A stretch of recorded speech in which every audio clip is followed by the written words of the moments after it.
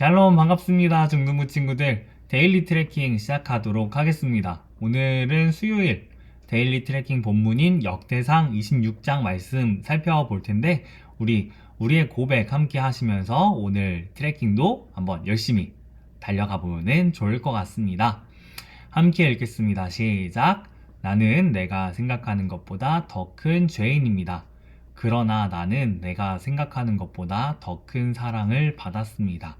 나는 하나님의 사람입니다. 네.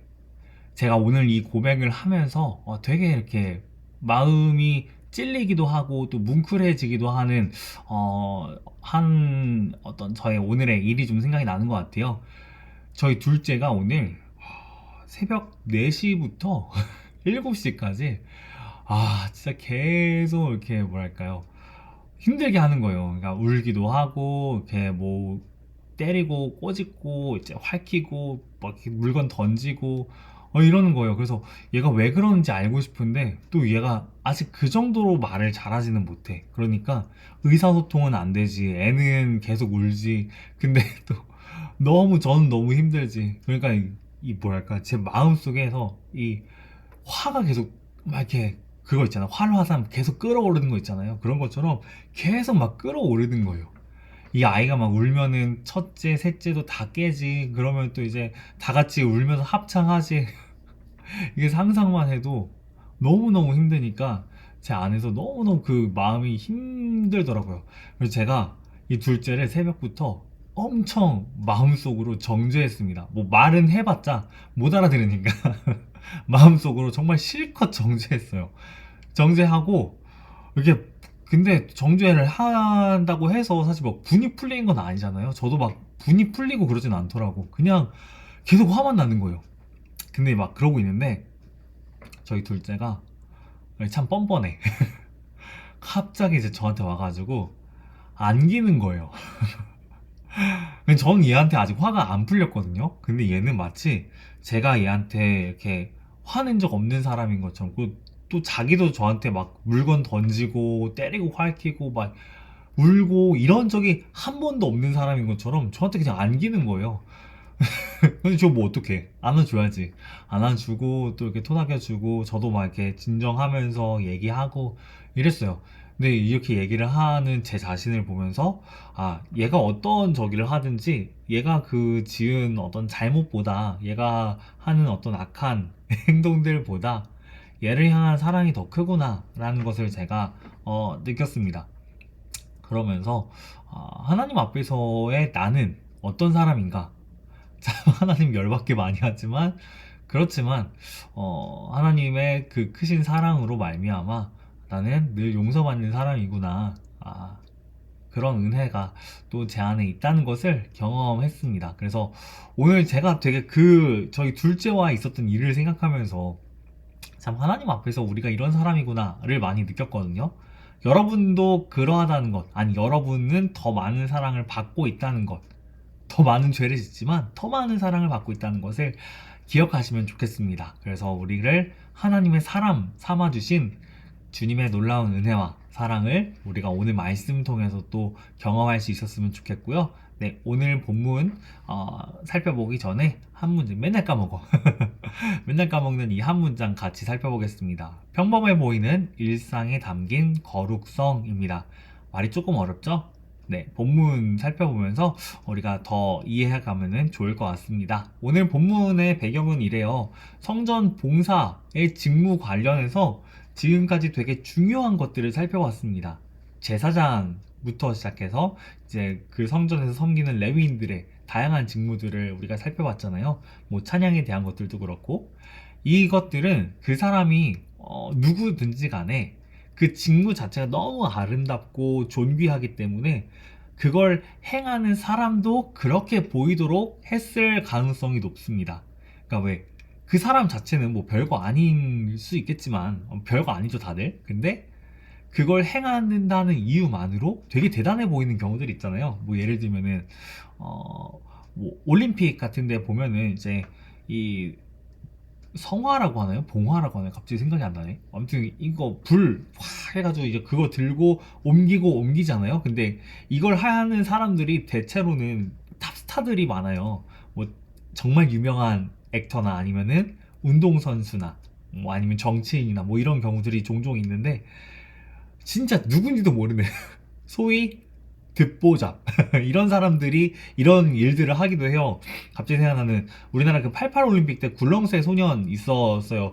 사실 저는 그때 안 태어나서 본 적이 없어서 잘 모르겠는데 아무튼 그냥 그런 어린 아이들도 그걸 맡았을 때 그게 너무 이제 중요한 일이다 보니까 그 사람 자체가 주목받는 더욱더 주목받는 경우들이 있거든요. 오늘 본문은 그와 되게 상반되는 것들을 살펴볼 수 있습니다. 상대적으로 중요하진 않아요. 근데 중요하진 않지만 하나님은 그걸 되게 중요하게 보세요.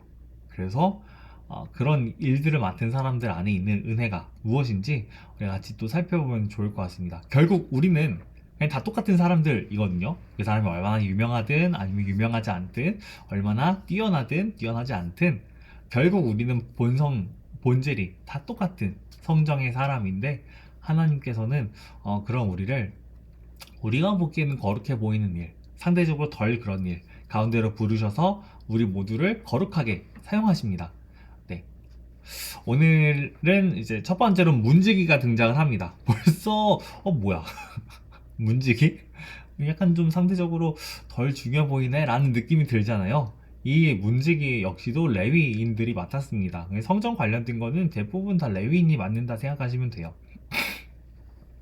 아삽 가문 중에서 고라의 후손들이 또 이걸 맡습니다. 이때 문지기 중에 되게 유명한 이름이 등장합니다. 오벳 에돔인데 사실 오벳 에돔 띄고 말하면 안 되죠. 이거 한 저기 단어니까. 오벳 에돔의 아들들이 막 등장을 합니다. 근데 이 오벳 에돔이 우리가 지난 그 다윗이 언약궤를 옮겼을 때 우사라는 사람이 언약궤를 옮기는 과정에서 쓰러진 언약궤를 잡았다가 거기에 손댔다가 죽었잖아요.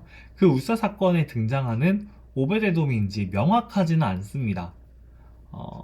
다만 그럴 수도 있다고 말은 하더라고요. 그래서 저도 당시에 여러분한테 그 본문 설명을 드리면서 이 사람이 블레셋 가드에 사는 블레셋 사람인지 아니면은 그냥 가드에 사는 레위인인지 정확하게는 알지 못한다 말씀드린 적이 있습니다. 그 오베데돔이 등장을 하고요. 이 문지기의 역할에 대해서도 이야기를 합니다. 문지기 왜 있냐면은 우리 또 그런 동요인가? 뭐 노래 있잖아. 문지기 문지기 문 열어라. 막 이 노래 있잖아요. 그냥 문지기는 진짜 문 여는 거예요. 문 여는 사람이고 오고 가는 사람들 이제 체크하는 겁니다. 하는 겁니다. 그러니까 쉽게 말하면은 입국 컷을 하는 사람이다 생각하시면 돼요. 이 사람이 거룩한 사람인지, 이 사람이 성전에 들어갈 수 있는 사람인지, 어디까지 들어가야 되는지, 뭐 이런 것들을 체크하는 들어오는 사람의 정결함에 대해서 확인하는 사람입니다. 그러니까 제가 생각했을 때는 그러니까 타인의 정결함에 대해서 검증해야 되니까 그리고 이 사람들 지금 성전에 관련된 직무를 맡고 있잖아요. 성전 관련된 직무를 맡으면서 정결하지 않다? 이거는 불가능하거든요. 이 레위인들, 문지기들도 굉장히 거룩하고 정결한 그런 사람들이어야 했습니다. 늘 그래야만 하는 어떤 요구를 받는 사람들이었고요. 또 곡간 맡은 사람들이 등장을 합니다. 이 사람들은 이제 성전 곡간, 그리고 성물 곡간 이런 것들을 도맡는데 이들이 하는 일은 뭐냐면은 하나님께 사람들이 이제 드린 예물, 성물 이런 것들을 모으고 정리하고 또 이게 얼마나 있는지 확인하고 관리하는 그런 일을 맡았습니다. 이 성물이라는 거는 전쟁을 하면은 이제 전리품이란 걸 얻잖아요. 다윗과 수많은 왕들이 이 정복 전쟁하면서 특히 이제 다윗이 되게 많은 전리품을 얻어왔습니다. 그리고 그 전리품 가운데서 하나님께 되게 많은 양을 바쳤어요. 이제 그런 것들을 의미합니다. 그러니까 이 사람들은 뭐 수학도 잘해야겠지만 일단 기본적으로 성품 자체가 정직해야 됩니다. 부덕한 사람들은 왜 그런 성물 보고 이제 돈 보고 이제 황금 뭐 은 이런 거 보고 헷가닥하는 사람이면 안 되잖아요. 그런 데 있어서 마음이 막 끌리는 사람이면 안 되잖아요. 모든 사람이 끌릴 수 있겠지만 적어도 그런 부분에서 난 정직해야 돼, 난 도덕적이어야 돼 라는 게 이제 명확한 사람들, 그런 사람들 또 충성스러운 사람들이 이 직무를 맡기에 적합했고 그 직무를 맡은 사람들은 반드시 그래야만 했습니다.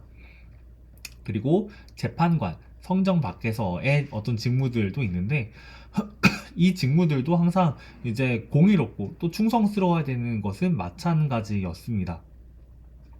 그러니까 살펴보면은 결국에 이들의 직무는 전부 중요하다라는 것들을 우리가 보게 돼요. 근데 앞서 말씀드린 것처럼 제사장하고 비교했을 때도 역시 똑같이 중요하냐? 그러면은 상대적으로는 좀 덜 중요해요. 왜냐하면은 진짜 이들이 정말 중요한 직무잖아요. 비중이 높잖아요. 그러면은 성경에 자주 등장해야 돼. 근데 뭐 문제기 같은 경우에는 이스라엘 왕들 가운데서 거룩한 왕들이 몇몇 있어요. 남유다에. 그런 왕들이 등장할 때는 문제기도 같이 등장을 하곤 합니다. 근데 이들 자체가 막 그렇게 상대적으로 덜 부각이 되다 보니까 우리는 이제 이스라엘 백성들 가운데서 이런 사람들의 일은 제사장이나 아니면 뭐 예배 드리는데 어떤 일들을 하는 사람들에 비해서 상대적으로는 좀 덜 중요하게 보여지는구나 라고 이제 알 수 있습니다. 그렇다고 해서 그 사람들의 일 자체가 진짜 안 중요하냐? 그렇진 않아요.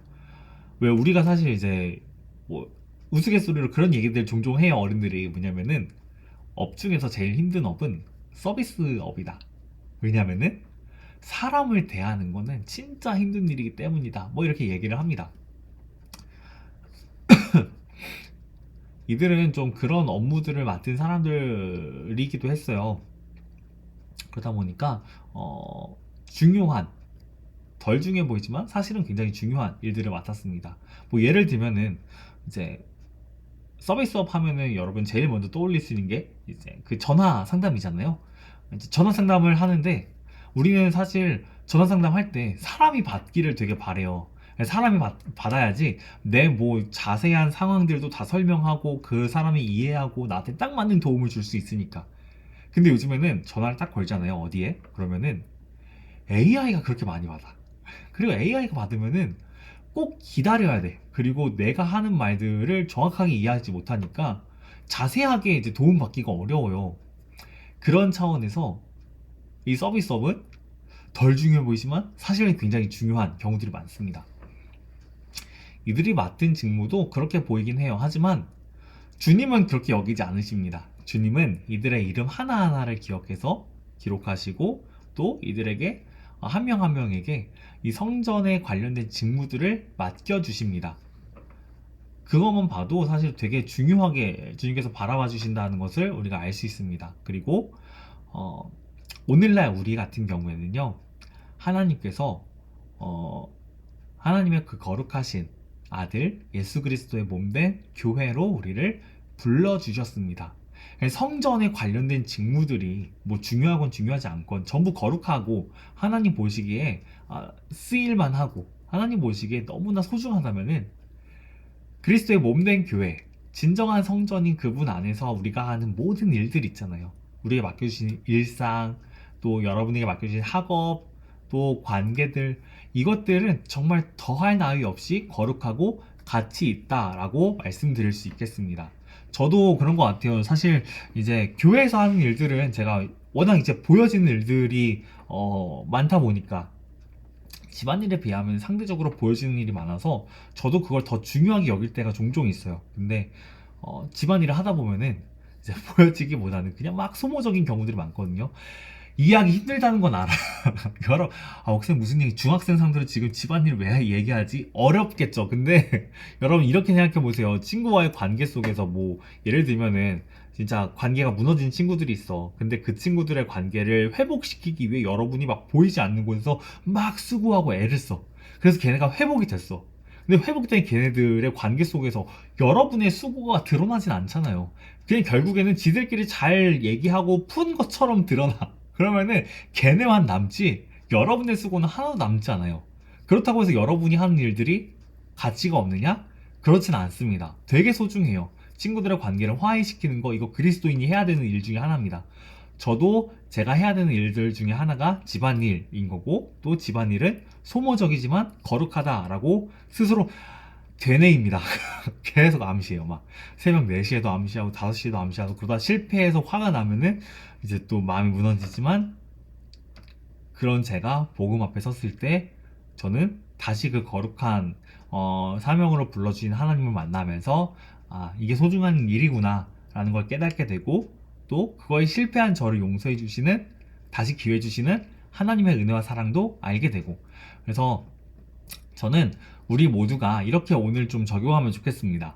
우리의 존재, 우리가 보내는 하루, 이게 아무리 보잘것없어 보일지라도요, 또 남들이 하는 거에 비해서 덜 가치 있는 것처럼 보일지라도요, 여러분이 갖고 있는 모든 것들, 생명, 여러분이 보낸 하루, 여러분에게 주어진 학업, 이건 그리스도의 생명만큼의 가치를 지닙니다.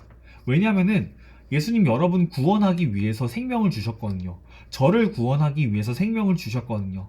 우리에게 주어진 것들은 그렇습니다. 그러니까 죄도 괜찮냐? 그렇진 않아요. 우리가 거룩하게 살아갈 수 있도록 예수님은 생명을 주셨습니다. 따라서 우리가 오늘 하루를 거룩하게 보내야 한다라는 그 사명은 정말 정말 중요한 가치를 지닌 거예요. 설령 그것이 작은 것일지라도. 따라서 저는 여러분이 오늘 하루 친구들에게 하는 말 한마디, 또 여러분의 가장 작은 게 뭘까 제가 좀 생각을 해봤어요. 근데 그건 것 같아. 스마트폰을 다룰 때 사실 제일 짧은 이 엄지손가락으로 다루잖아요. 이 제일 작고 짧은 이 엄지손가락이 거룩할 수 있도록, 거룩한 것만 누르고 거룩한 것만 보고 거룩한 것만 듣고, 모두 다 그렇게 하기 쉽지 않겠지만 적어도 어제보단 여러분이 제가 더 거룩할 수 있도록 우리가 같이 은혜를 구하면 좋겠습니다. 네, 그래서 우리 같이 이렇게 기도하면 좋을 것 같습니다. 우리의 존재의 작음, 일상의 평범함조차도 귀하고 거룩하다고 여겨주시는 하나님, 주님 안에서 정말 귀하고 복된 하루를 살길 원합니다. 나의 행동 하나, 작은 행동 하나조차도 거룩하게 사용해 주세요. 우리 이렇게 기도하면서 오늘 하루를 또 시작하면 좋겠습니다. 네, 그러면은 여러분 또 저도 여러분도 오늘을 그렇게 거룩하게 보낼 수 있기를 소망하고, 우리의 작은 일상 가운데, 평범한 일상 가운데 거룩함 주시는 하나님의 은혜를 만끽하며 내일 또 트레킹으로 만나도록 할 텐데요. 여러분 저도 자꾸 까먹는 것 같아요. 댓글에 여러분이 받으신 은혜들도, 여러분의 뭐 일상의 어려움들, 여러분의 기도의 제목들 이런 거 같이 올려주시면요, 저도 좀 같이 기도하면서, 여러분을 위해 기도하면서 이 트래킹 진행하도록 하겠습니다. 뭐 여러분이든 여러분의 가족이든 선생님이든 상관없습니다. 저는 이렇게 말로 떠들 테니까 여러분은 댓글로 달아주시면 좋을 것 같습니다. 네, 그러면은 우리 내일 트래킹 통해서 또 만나도록 하겠습니다. 감사합니다. 주를 찾는 모든 자들이 주로 말미암아 기뻐하고 즐거워하게 하시며